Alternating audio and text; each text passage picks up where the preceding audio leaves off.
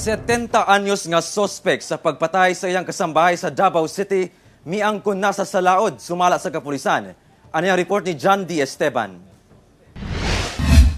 Wala na nakaya sa iyang konsensya, maong miangkon ang 70 anyos nga sininita pagatpatan sa pagpatay sa iyang kasambahay ni atong Hunyo 18 sa Barangay Kabantian, Davao City.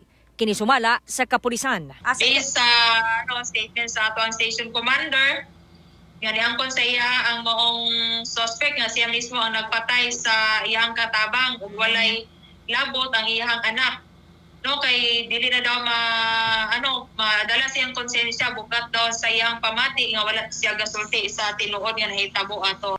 Sumala pa nga samtang namisbis og bulak ang biktimang si Sheila Lagsaway, kalit kuno siyang gipuspusan sa sospek sa ulo ug kahoy nga dunay gidak-on nga 2 by 3 inches ug 1 foot ang gitason. Nasuko kini maong suspect sa maong katabang kay kung kasaban ang katabang musumbong sa anak sa musumbong kini sa anak sa suspect then ang anak sa suspect istoryahan ang maong iyang mama nga June 27 na aprubahan ang search warrant ug ipaabot pa ang availability sa SOCO maong niadtong Domingo pa nasulod ang balay sa sospek ug didto na recover ang kahoy nga gigamit sa sospek sa krimen ug ang cellphone sa biktima.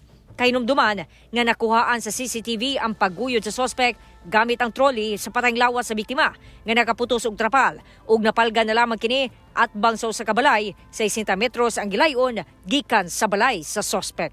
Ako si John D. Esteban para sa One Mindanao.